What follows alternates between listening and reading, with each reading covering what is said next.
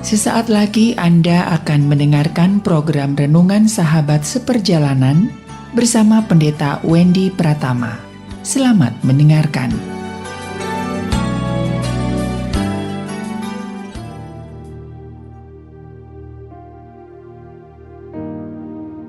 Selamat berjumpa kembali dalam layanan audio Sahabat Seperjalanan. Hari ini adalah hari Selasa 24 Januari 2023. Tema renungan saat teduh kita dengan judul Akibat Putus Koneksi. Akibat putus koneksi. Firman Tuhan terambil dari 2 Raja-Raja ayat 12 dan 13. Demikian bunyi firman Tuhan. Mezbah-mezbah yang ada di atas soto tempat peranginan Ahaz yang dibuat oleh raja-raja Yehuda dan mezbah-mezbah yang dibuat Manasye di kedua pelataran rumah Allah dirobohkan oleh raja dan diremukkan di sana, lalu dicampakkannya abunya ke sungai Kidron. Bukit-bukit pengorbanan yang ada di sebelah timur Yerusalem, di sebelah selatan, bukit kebusukan yang didirikan oleh Salomo, Raja Israel, untuk Asitoret, dewa kejijikan, sembahan orang Sidon, dan untuk Kamos, dewa kejijikan, sembahan Moab, dan untuk Milkom, dewa kejijikan, sembahan Amon, dinajiskan oleh raja. Mari kita berdoa. Bapa yang di dalam surga, kami ingin belajar dari banyak kisah dalam perjanjian lama bagaimana Allah akan meruntuhkan segala bangunan-bangunan berhala yang dibuat oleh setiap kami masing-masing. Biarlah kami belajar kebenaran firman Tuhan ini. Dalam nama Tuhan Yesus kami berdoa. Amin. Shalom sahabat seperjalanan yang dikasihi Tuhan. Mungkin sahabat seperjalanan lebih menyukai membaca perjanjian baru daripada perjanjian lama yang syarat dengan banyak sejarah. Namun kalau kita belajar dari orang-orang berhikmat, maka belajarlah dari sejarah. Sejarah-sejarah yang buruk yang terjadi pada orang-orang terdahulu agar kita tidak lakukan dan kita tidak ikuti. Di dalam zaman perjanjian lama dalam kitab Raja-Raja, kita bertemu dengan seorang raja bernama Raja Yosia, seorang yang sangat takut akan Tuhan dan benar di hadapan Tuhan. Dia menegakkan teokratis di mana Allah menjadi pusat dalam kerajaan Israel pada waktu itu. Tatkala orang-orang Israel mengangkat, membuat bukit, membuat mezbah yang dikatakan dalam firman Tuhan, di hadapan Tuhan mezbah bangunan yang dibuatnya adalah bukit kejijikan dan mezbah kebusukan. Dua kata yang sangat luar biasa yang disebutkan di dalam Alkitab. Dewa kekejian dan bukit kebusukan. Sahabat seperjalanan yang dikasihi Tuhan. Dan firman Tuhan berkata segala bukit-bukit kebusukan yang kita bangun, mezbah-mezbah kejijikan yang kita bangun, itu akan diruntuhkan baik oleh tangan Tuhan langsung maupun oleh para nabi, salah satunya dan juga raja-raja yaitu Raja Yosia. Sahabat seperjalanan, kita tahu dengan jelas bagaimana kemudian bangsa Israel menjadi terpecah, terkoyak-koyak, dikejar-kejar, dikalahkan oleh bangsa Asyur dan dikalahkan oleh Babel, terusir, terasing ke Babel. Gerombolan-gerombolan yang menyerang dalam catatan Alkitab itu gerombolan Kasdim, gerombolan Aram, gerombolan Moab, gerombolan Amon menyerang Israel dan Yehuda. Sahabat seperjalanan yang dikasihi Tuhan, hidup ini penuh dengan bahaya. Hidup ini membutuhkan kekuatan demi kekuatan yang kita butuhkan untuk menjalani kehidupan ini. Kita akan bersandar kepada siapa? Sewaktu kita salah jalan, maka biasanya kita menjadi tertipu oleh kekuatan, tertipu oleh kesuksesan, tertipu oleh kebahagiaan, tertipu oleh keberhasilan yang semuanya bersifat palsu. Dan itu terjadi dalam perjanjian lama. Berbagai macam cara iblis itu menawarkan melalui tekanan-tekanan yang ada, raja-raja yang ada yang menyembah berhala, yang tidak menyembah kepada Allah. Mereka hidup seperti demikian. Catatan Alkitab sangat jelas. Segala sesuatu yang didirikan selain hanya untuk Tuhan, Alkitab mengatakan semuanya itu akan dirubuhkan, akan ditunggang balikan, dan akan diratakan sama menjadi seperti tanah ratanya. Sahabat seperjalanan, di zaman sekarang ini, apa yang terjadi dengan setiap kita masing-masing? Maka biarlah kita membangun segala sesuatu.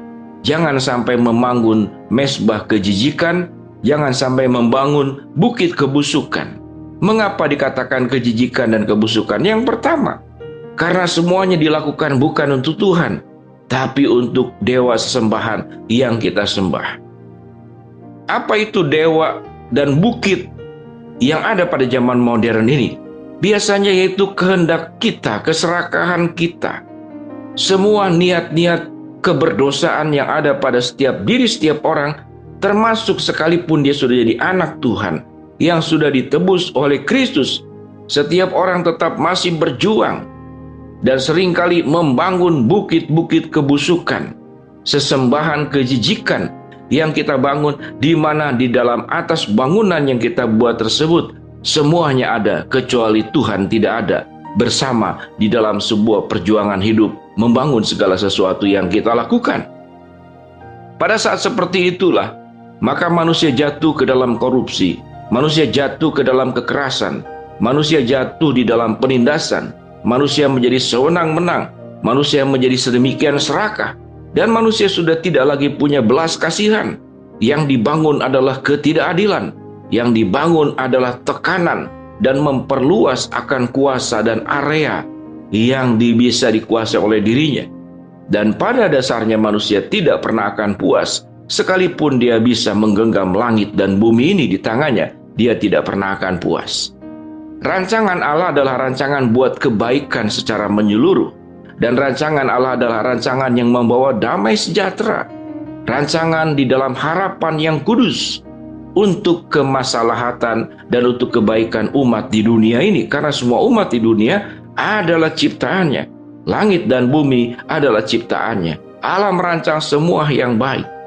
Tatkala rancangan-rancangan diri sendiri yang dibangun, maka adalah semua rancangan-rancangan yang membahayakan diri menjadi jatuh ke dalam lembah keberdosaan dan membawa orang pun jatuh ke dalam lembah keberdosaan. Tatkala manusia jatuh ke dalam lembah keberdosaan, maka yang dibangun bukan kerukunan, yang dibangun bukan kedamaian, yang dibangun adalah saling serang, saling memecahkan, saling menekan, saling merusak, dan saling menghancurkan. Mengapa kita perlu melakukan sebuah hubungan yang terkoneksi dengan Tuhan? Jangan putus hubungan dengan Tuhan, karena akibat putus koneksi dengan Tuhan membuat segala sesuatu akan hancur-hancuran dan berantakan. Sewaktu kita terkoneksi dengan Tuhan, terkoneksi dengan firman-Nya, terkoneksi dalam kebenarannya, terkoneksi di dalam perintahnya, maka semua aliran-aliran yang kudus, yang benar, yang baik, yang mulia, yang agung akan mengalir dalam kehidupan sahabat seperjalanan.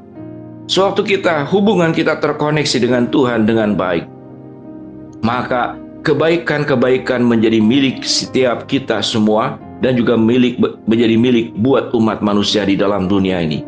Mari sahabat seperjalanan kita berjuang dalam hidup ini.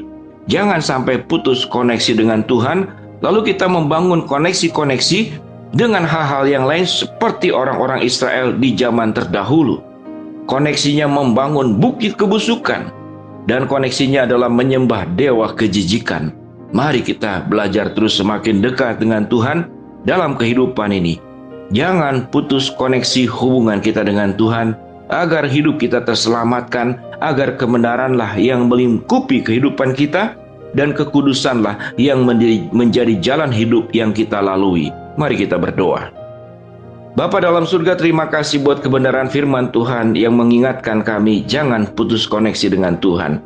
Hamba-Mu berdoa buat sahabat seperjalanan yang sedang sakit, Tuhan jamah sembuhkan. Sahabat seperjalanan yang sedang menghadapi masalah, Tuhan bukakan jalan. Sahabat seperjalanan yang sedang berdoa, mengharapkan sesuatu, Tuhan kabulkan dengan cara dan waktunya Tuhan. Dalam nama Tuhan Yesus kami berdoa. Amin. Shalom sahabat seperjalanan, Tuhan memberkati kita semua.